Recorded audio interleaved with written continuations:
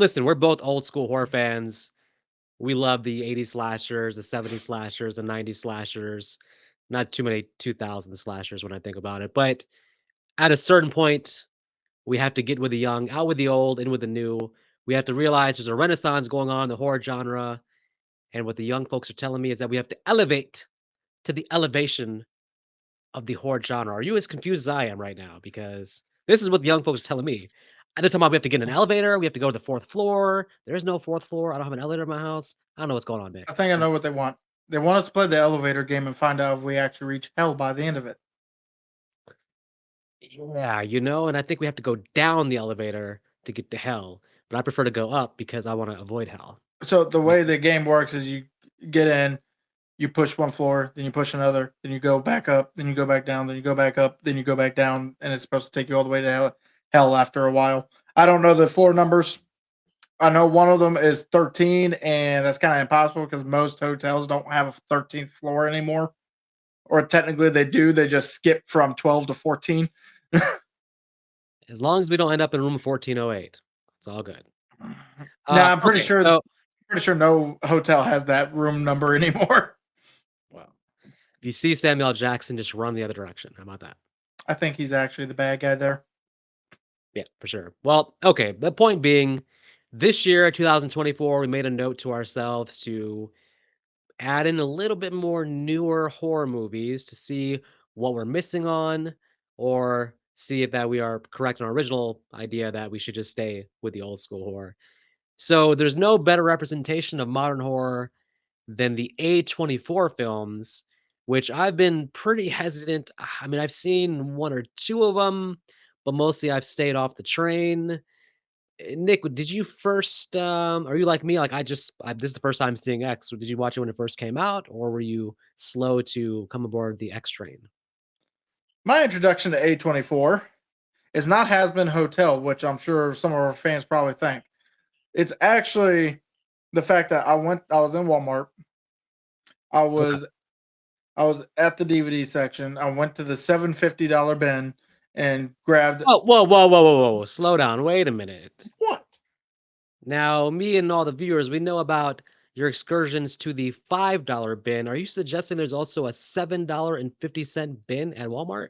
Yes. Well, it's not a bin per se anymore. Used to be, but now it's more in the very back shelves that no one really travels to because that's where either the old stuff that's still worth the damn. So these are movies that they've deemed aren't quite fit for the $5 bin, but they don't go to the $10 section. They're in the middle at that 750. Very curious to see what kind of movies are in that area. I can tell you five of them because I bought the DVD case that had five A24 movies. Wait, let me guess. It was all the Police Academy movies and then X. Huh? No? This Academy is not A24, is it? It should be. Maybe not. Okay, No. all right. Tell me The tell me the 5 movies that you got. Okay, the five movies is X. It's Elevated. The Witch, Elevated. Hereditary, Elevated. It Comes at Night, Elevated. and The Green Room with Patrick Stewart. Don't know if it's elevated, but Patrick Stewart, that sounds like some elevation right there. That's Professor X. Yeah, he plays the main villain. Okay, so what I'm gathering from what you're telling me is when the young folks talk about the elevation of the horror genre, when they talk about elevated horror, what they're talking about is elevating from the $5 bin to the 750 section. So it's an elevation of $2.50. Now I'm less confused. Now I get it. We're elevating up to the 750 movies. Yes. Uh-huh.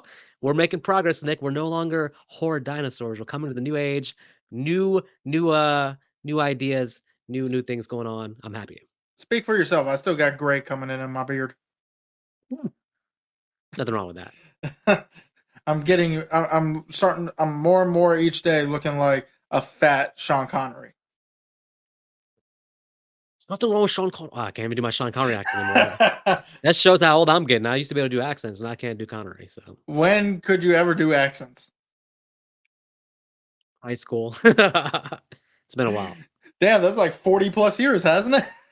Why? Why you gotta age us up like that? We're not that old. Get out of here. Well, Jeez, apparently I'm old because I watch MASH. that makes no sense. MASH is like, what, 40, 50, 60 years ago? Jeez. Well, okay, I guess you probably watch reruns, so. No, well, I have the entire series on DVD, including the movie. Really? And the movie came out, I believe, in 1968. You're really old. Jeez. Well, no, okay, I'm assuming that you went back in time. Well, like, you were watching an old show on Tubi or something, or Nick at Night, maybe. Actually, what got me into it is I was grounded all the time, and I would sneak TV time with whatever my dad was watching. Ah, And okay. he was always a big fan of MASH and Law and Order. It's probably why I like Law and Order SVU. I can do Law& and Order. I'm not mad at that. Mm, Well, X came out in March of 2022. The director, Ty West. yes. I will say I'm not too familiar with his past work. I did look up his IMDb. I know that he's known for kind of slow burn horror, House of the Devil, which has a pretty decent cult following. Have you seen any of his previous work? I've seen Sacrament. Sacrament. Okay, now was that pretty decent? What did you think about it? What was your Eh, impressions from that? It was decent. It starts off, I will say, as a quick review, it starts off as a found footage movie about a film crew. One of them, their sister lives in this old village looking place that's being built up still, and it's run by a preacher of sorts. And it's pretty much basing itself off of the Jones. I forgot the guy's first name, but the Jones Kool-Aid suicides. Hmm. So it's based off Okay. of that cult, and even the ending turns from found footage to a regular movie direction with this whole suicide by Kool-Aid deal. Huh. Interesting. Okay.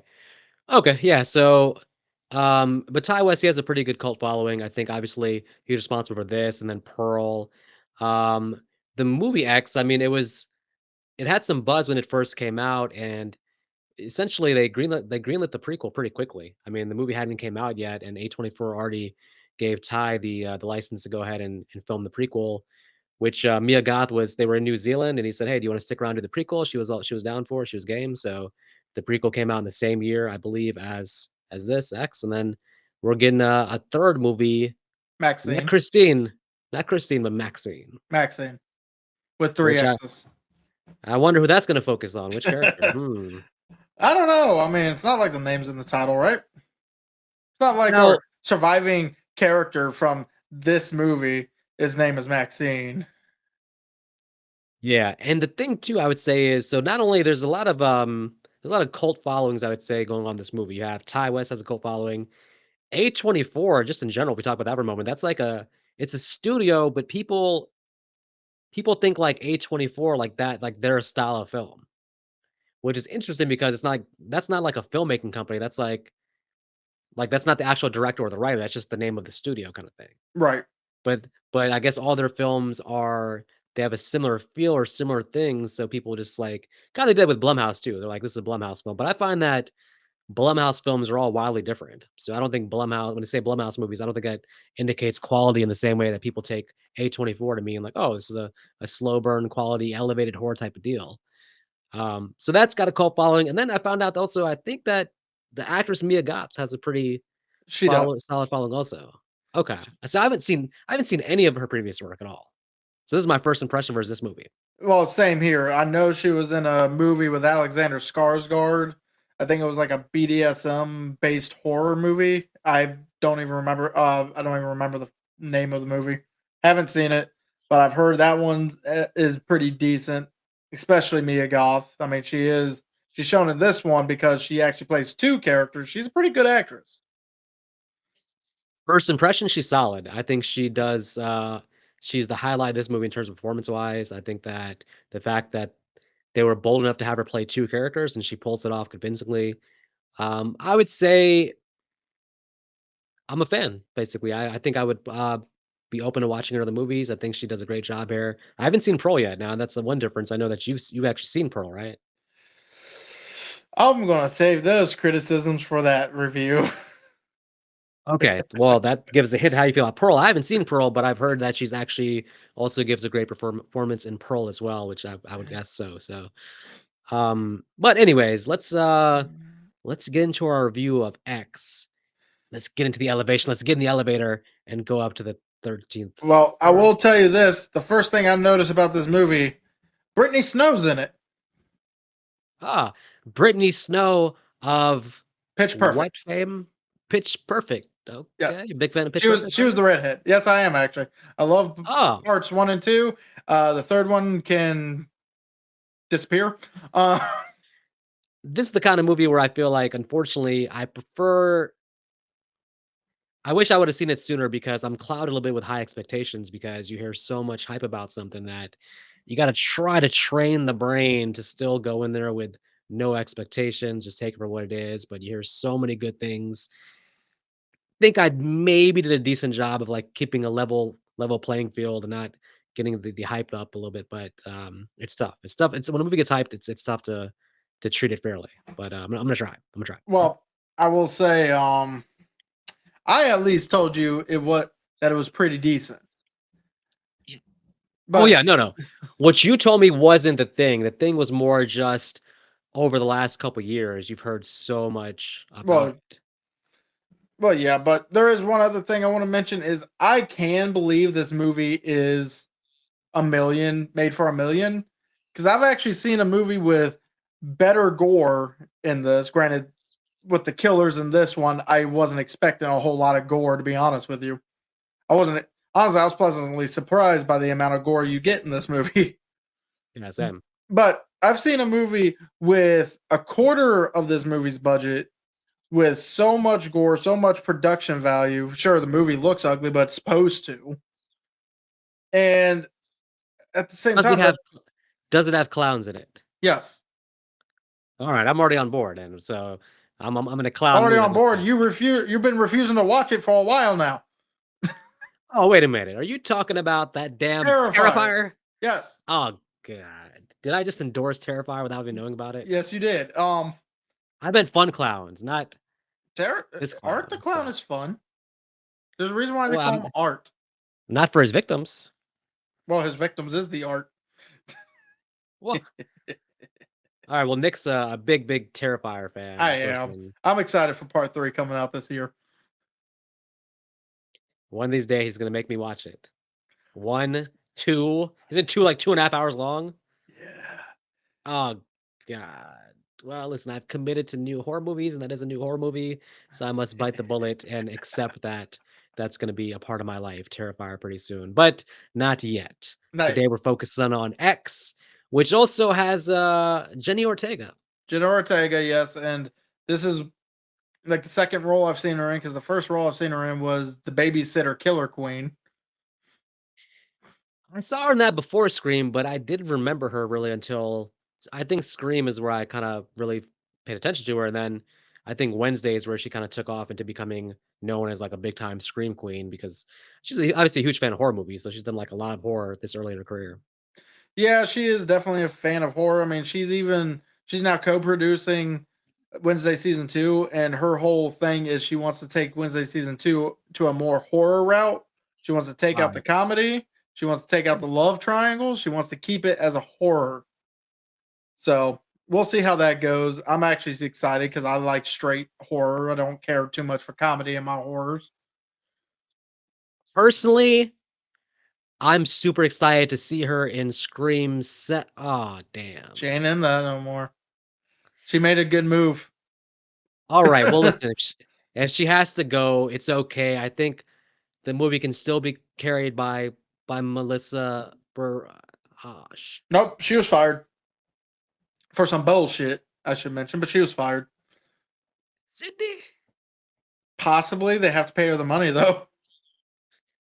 Alright, so Scream 7 has a future in the $5 bin at Walmart, I can see it right now, Scream so 7 has a future in the $3 bin at Walmart. oh, man. Now, does that exist? Is that a thing? It used to be. Oh, wow. Now I don't even think they sell anything under $5 anymore. Is that where you first found Repo the Genetic Opera? Was in the $3 bin? No, Repo the Genetic Opera was in the $10 section, motherfucker. Well, so was Troll 2, so there. No, it I hope wasn't. so. Troll 2 was always in that $5 bin. Damn it, man. Uh, one of the great American movies of the last. It goes the official list goes, Casablanca, Citizen Kane, Troll 2 at number 3. Troll 2 belongs nowhere in that. I haven't even watched the other two, so I'll let you have those. Okay.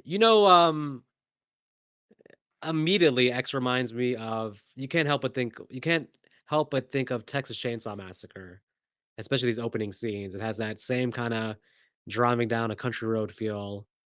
It even had the van and everything. I'm thinking of Texas Chainsaw, and They the movie, it looks like it has also that sort of '70s cinematography also. It does a good job of feeling like the old days. well, I kind of hope it feels like the 70s being 1979. Yeah, but sometimes new horror movies try to do that, and they don't really capture the feel. This one actually does feel authentic. I'll give an example. A lot of people in Halloween Kills love that flashback to the night that Michael originally came home back in the Mhm. '70s.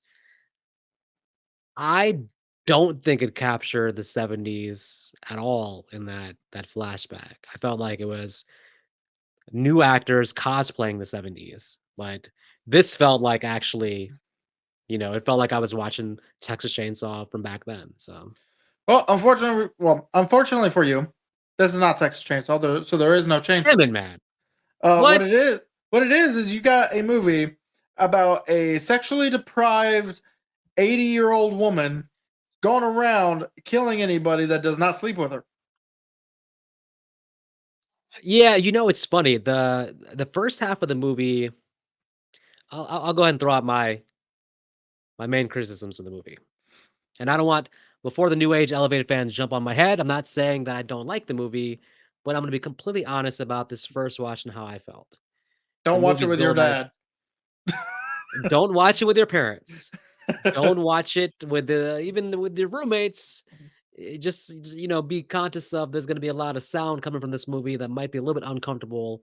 This is not a Disney movie by I any will stretch. say, compared to some other movies we have reviewed, at least the sex scenes in this felt like actual sex scenes and not sleaze.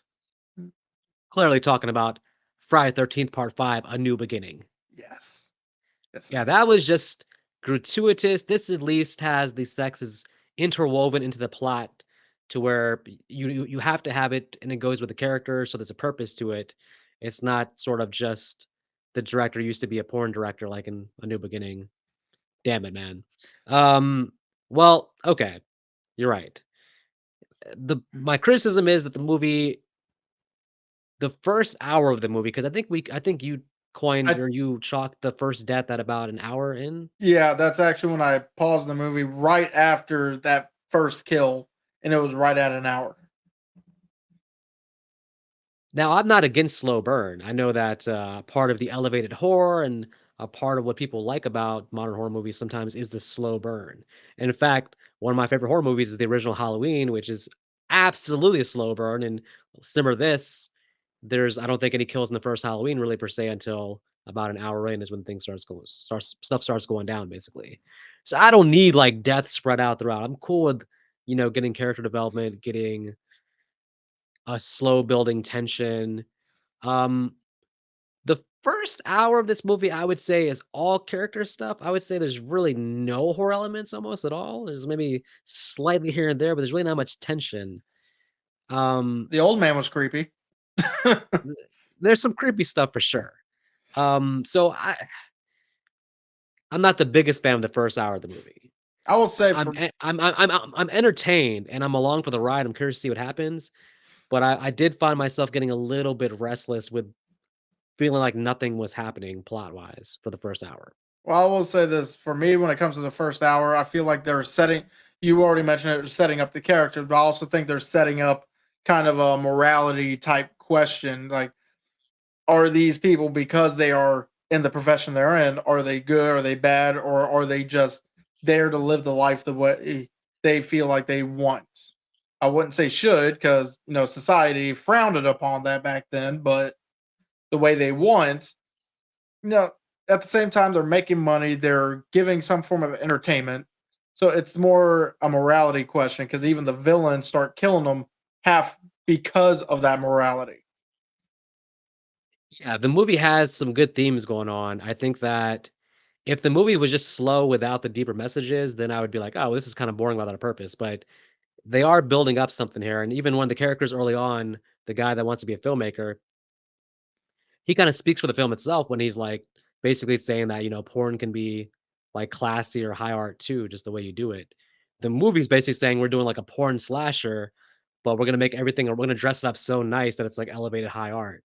So you're getting yeah, the porn scenes intersecting with, like, just a lot of cool camera shots, and you're getting Oh, decent character development, I definitely and love the camera shot of the lake, that high drone shot of the lake and the gator just slowly coming up on Mia Goth as she's trying to as she's swimming back out, not even realizing there's a damn dinosaur behind her.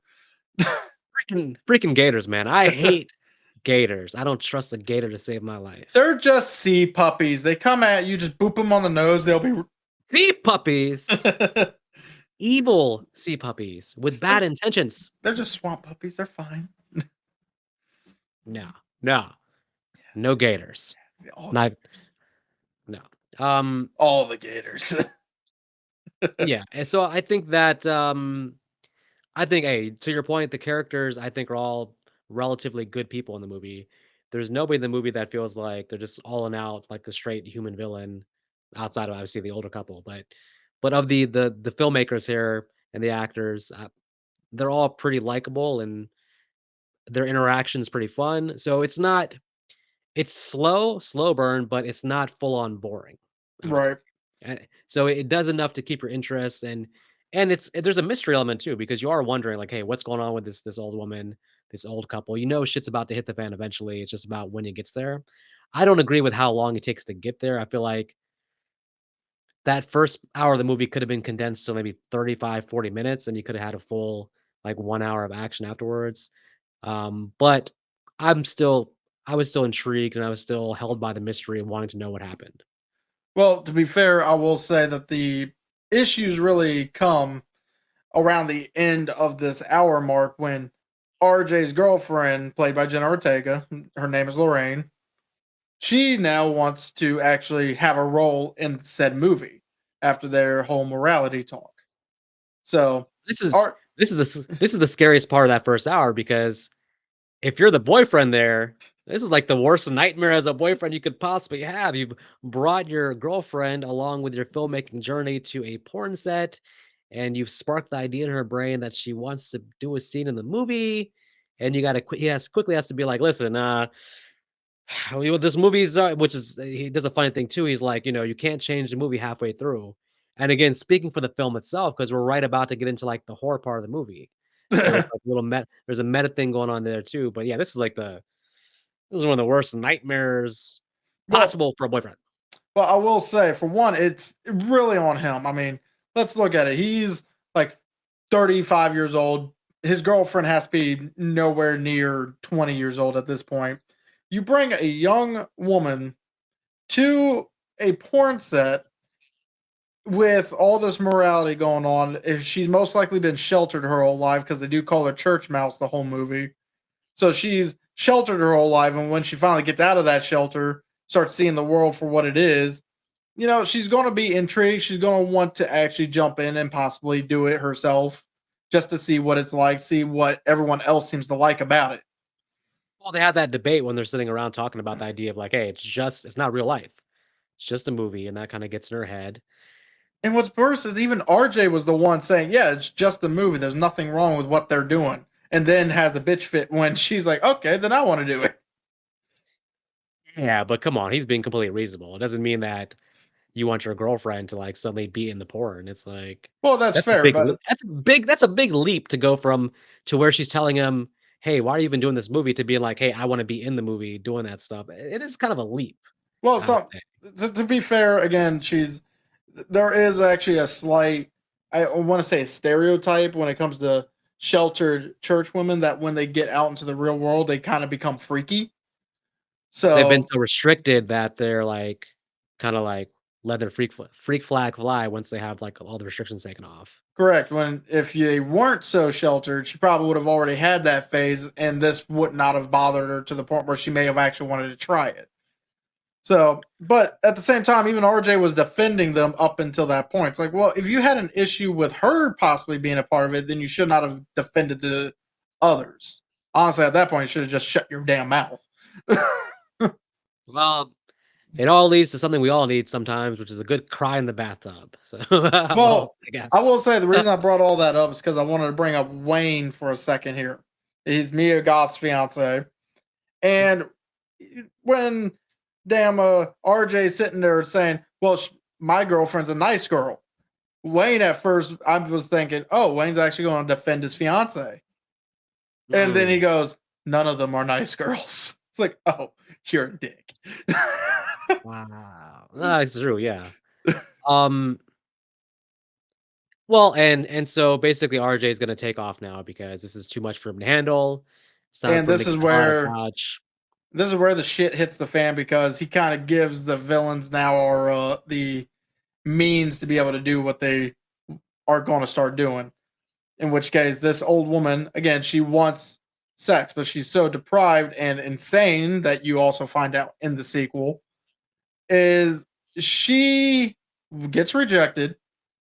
I will say though, the shot of him trying to drive away, her face showing up, just randomly showing up, the older face, nothing but skin and bones, while Don't Fear the Reaper is playing is actually is badass.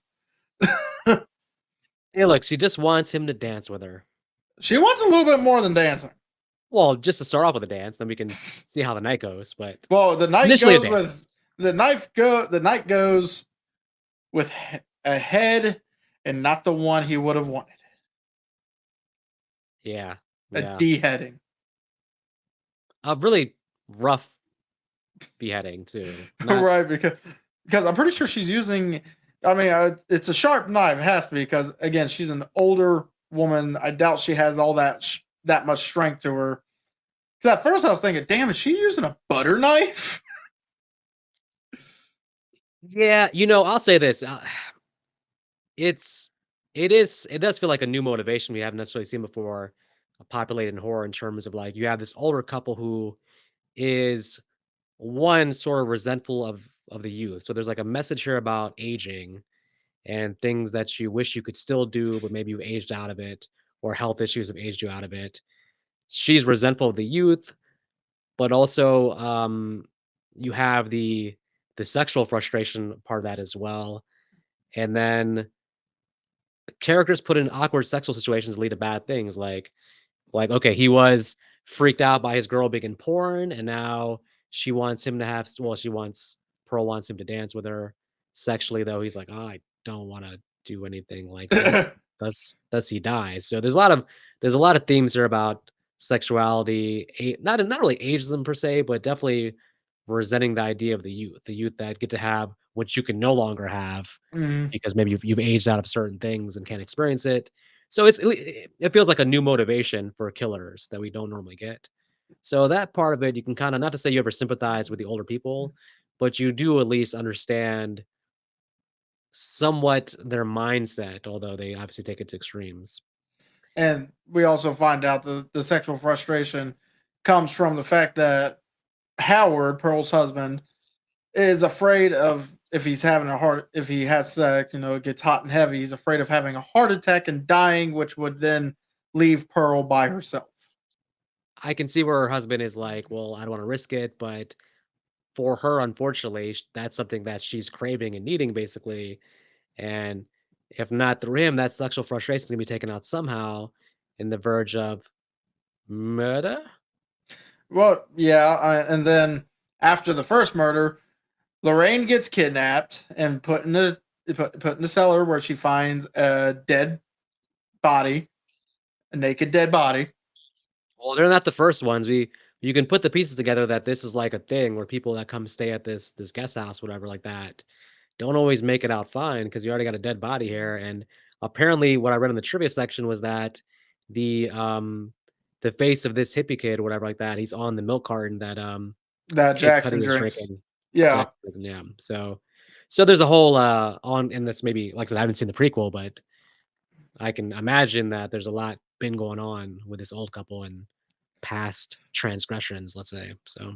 You're gonna be disappointed with the prequel. Anyway, The prequel is a higher rating on IMDb than this one, so I don't know, man. The fan base, it looks like some people like the prequel more, so we'll see. anyway, um, anyway, so Alright, well, yeah. then we get to Wayne's death, and I'm just trying to figure out. I understand Wayne is your man's man, 1970s man, where it doesn't matter what he's wearing. If something happens, he's going to go out right then and there. Big macho dude, looks like he could probably take on anybody in a fight. Hmm. Steps on a nail, and that pains me. It does. Stepping on a nail, as I cliche have as done it that. is. Have you? Like a It, tall nail? oh yeah, it was Yo, painful. it looks painful. It hurt like a motherfucker. Luckily, I did not catch tetanus because, I grew up in a redneck family and my dad pretty much just said, "Can you walk? Okay, good. Go inside. You can clean it your damn self. We ain't taking you to the hospital unless it starts turning green." Huh. And usually, if it starts turning green, your foot's going to get cut off. I was gonna say, you don't have a green foot, do you? Because that'd be No, if it's still green to this day, I'd be like, "Wow, okay." I wouldn't have a foot no more. But Well, you'd but probably you'd probably have to you'd have to move to Nilbog to fit in there, so. but still, I know that kind of pain. So every time I see something like that, like Final Destination 5, I know that was just a very small nail. But every time I see something like that, I feel it in my foot. So even all the Home Alone stuff where they're stepping on stuff, that had to be pretty cringe for you as well, so. Um, well, nail in the foot's one thing. For me, it's actually getting something any Poke kind through of your eye. eye stabbings for me, it's like that's as cringe as anything. For some reason, that's like, ooh, Well, that always gets me. to be fair, Wayne should not have been poking his eyes in the glory holes. Um, so because otherwise you're going to get a pitchfork in the eyeballs. Yeah, yeah, just cringe. And then we It's get not these aren't the most creative deaths, but I guess as we've established, I mean, this is an old couple, so it's like they're not gonna be, like, physically doing, like, Jason Voorhees type stuff. and then But we get actually another one of my favorite shots in this movie, and that's Pearl's shadow just slowly coming in as she's walking to the body to put mm, another stab in it, just to double check, make sure Wayne is dead. gotta double check, man. Yeah, if Zombieland teaches anyone anything, always double tap. That means if this old couple was ever encountering, like, Michael Myers, Jason Voorhees, or even a Scream killer, Ghostface, they'd have a better chance of taking them out because they actually wouldn't assume that the villain is dead. They would put that final bullet in them or that final stab wound quickly, so. Exactly. And then when they think they're dead, Michael Myers gets up and beheads them both. Oh, yeah, Halloween Kills Michael Myers, a mob can take him out, he's still getting up. You can't keep that Michael down unless you're Corey, then you can actually beat him up in a sewer and take his life power. Yes. Anyway, let's talk Okay. about, in my opinion, the most aggravating death in this movie. Jackson, who prides himself in being a Marine, prides himself of being a Marine, because that's all he ever talks about whenever he actually talks, other than having some kind of connection with Bobby Lynn. And, he says it to the old guy at least 3 different times. Once a Marine, always a Marine. The old man's just looking at him like, I am going to pride in putting a bullet in you. When shit starts going down, I'm like, "Well, this old couple, the one person they're gonna have trouble with is Jackson." You'd think. So I would have shot the scene differently because the way it happened in the movie is Jackson allows this old man to lift up a gun, and it's not like he's outside of arm's length. He is inside. He literally, the minute Jackson sees the gun coming up, if he was a true Marine, he would have kicked the gun out of the old man's hand and beat him into pulp. He seems intimidated by the old man, which is like, huh? It's still, it's just all of a sudden bullet in chest. Me, if I shot the scene, what I would have done is as Jackson's getting out of the water, before he actually gets arm's length of the old man already has the gun up to him. Boom. Now you can Yeah. get the fear. Now you can get the intimidation of, oh shit, now I got a gun pointed at me. Yeah. But usually, again, a Marine will most likely jump out of the way in hopes of not getting shot. But again, you could have had the old man just the minute Jackson sees the gun, bang. Again, one complaint. I know that we can't have physical deaths per se because it's an old couple, but just like shooting somebody is the laziest death scene you can have in what again, what's described by most people as a slasher movie. I think when you have 2 deaths that are through just someone getting shot, you start to push the limit of like, is this actually a slasher movie? Well, Like then you're 2 gunshot deaths are kinda like, "Eh." Well, then you're probably not going to like Terrifier because there's at least one gunshot death in the entire. Actually, Terrifier 2 has like five. Oh, well, one of them with a Tommy gun, so or five of them with a Tommy gun. I mean, look, I guess if done right, it can be done, but, you don't think of a slasher movie as like gunfire typically, but I mean, they're doing something different, which is fine, I guess. well, yeah, but again, since I kind of want to get these jokes off because you decided to bring this up to me. You want such creative kills. What? There's no wood chipper.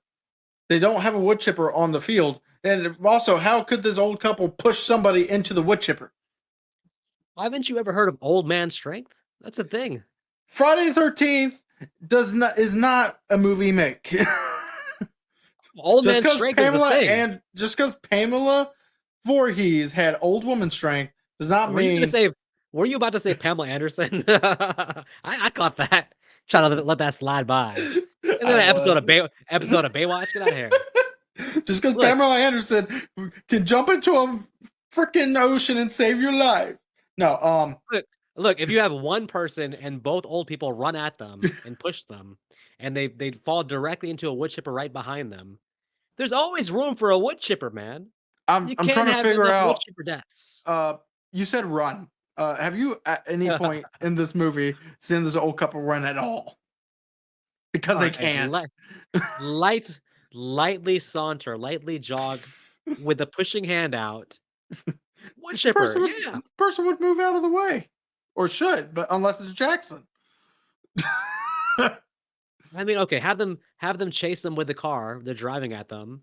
They bump them with the car, and the person flies into the wood chipper, and then their clothes are caught up in it, and boom, gone. By the way, Wood chipped.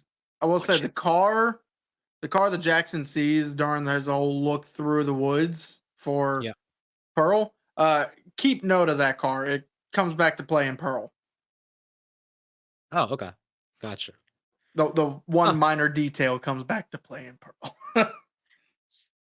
Did you think that from what you saw in the first half of the movie, by the time you get to the end, do you think they had set up Jenny Ortega's character as the main final girl, or do you think that Maxine was the final girl? Because a lot of people apparently were kind of suspecting because Jenny Ortega played the more innocent role that she was actually kind of the final girl, but I didn't really see that. I was like, I thought they focused a little more on Maxine in the first half.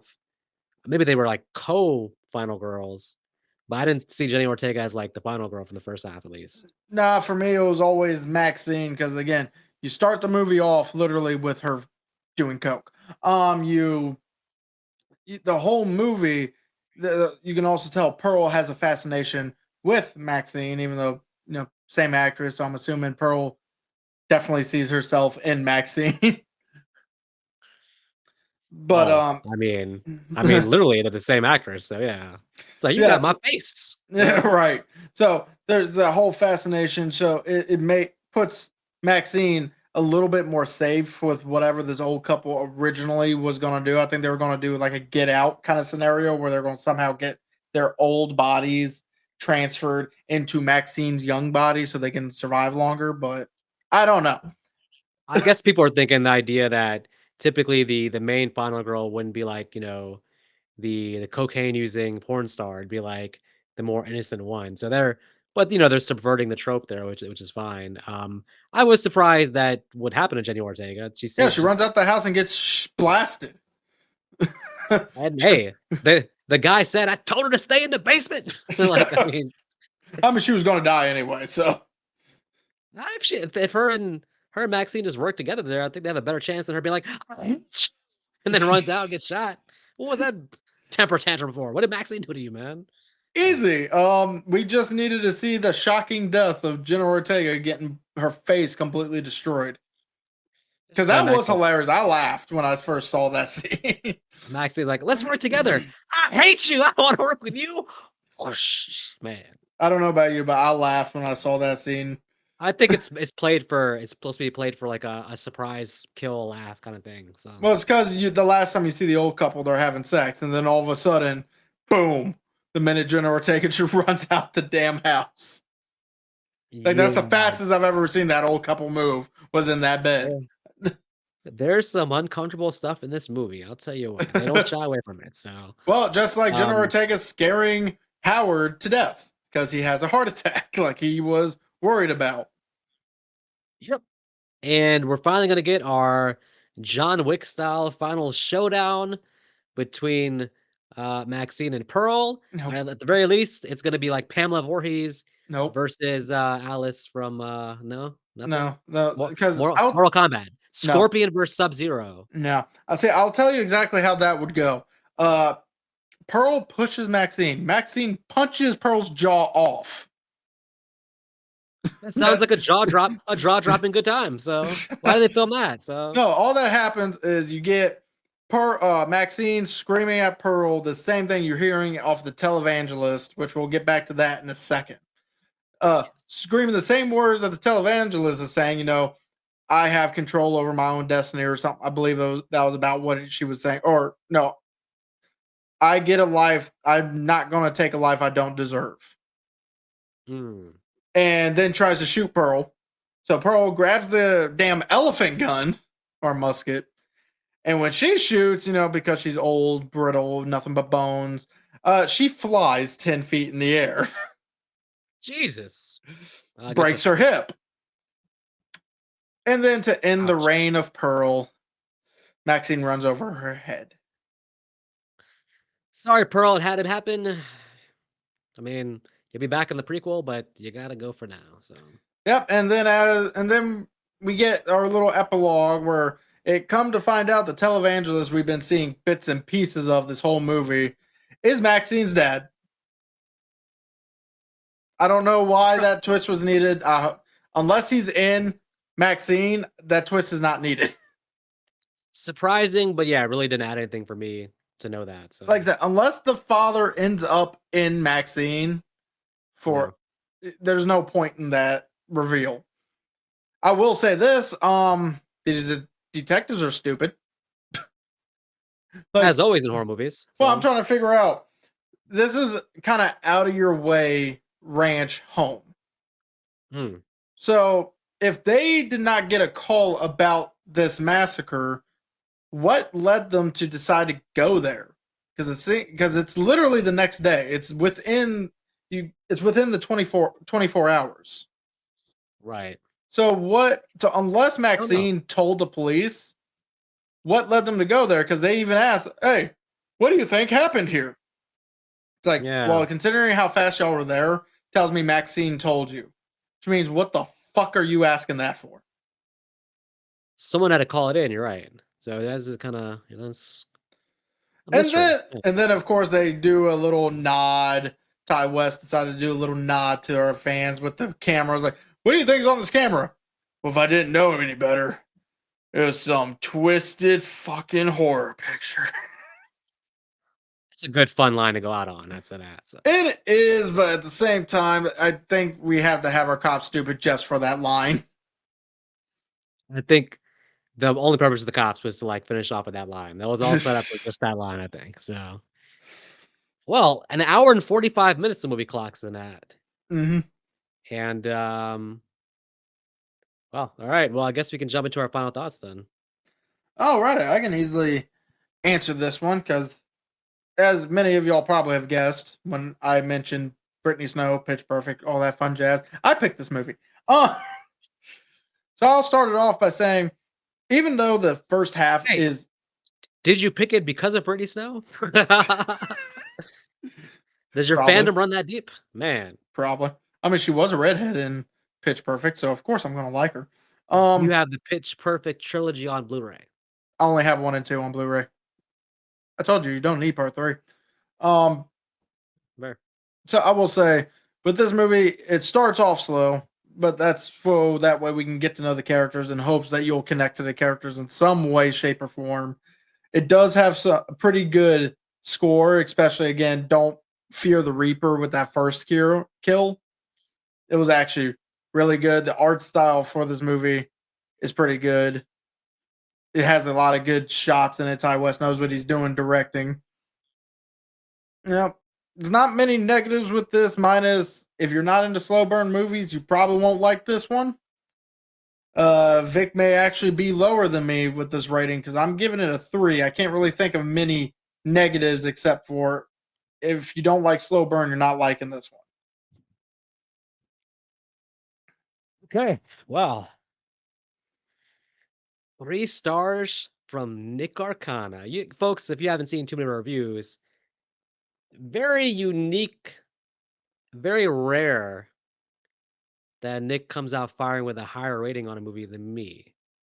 It's usually the inverse. Usually, I'm shooting up, he's shooting down, the truth falls somewhere in the middle. All right, here's the thing. I like this movie. I respect that some people love this movie. I could never love it. I could like it, I can't love it. I respect what's good about the movie. I do like the cinematography. I think the director does a good job. I think the actors do a good job. I think the characters are well developed. There's a mystery element in the movie that I feel like keeps me entertained throughout for the most part. I want to see where it goes. My only big issue is that I do feel like the movie is slow in that first hour. Um, it is a slow burn, and I think that if you are equipped for slow burn, if you like slow burn, then that part of the movie will work for you. I don't love slow burn. If it's slow burn, I like to have some kind of tension still, like Michael Myers in the background popping up in different screen, like something to suggest that I'm watching a horror movie. You get a little bit of that here and there, but there's really not much tension in the movie for me, at least until about an hour in. Then the shit goes down, all the chaos starts. We get mostly uncreative death scenes.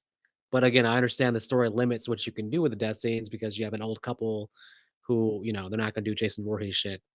That's fine. Overall, for me,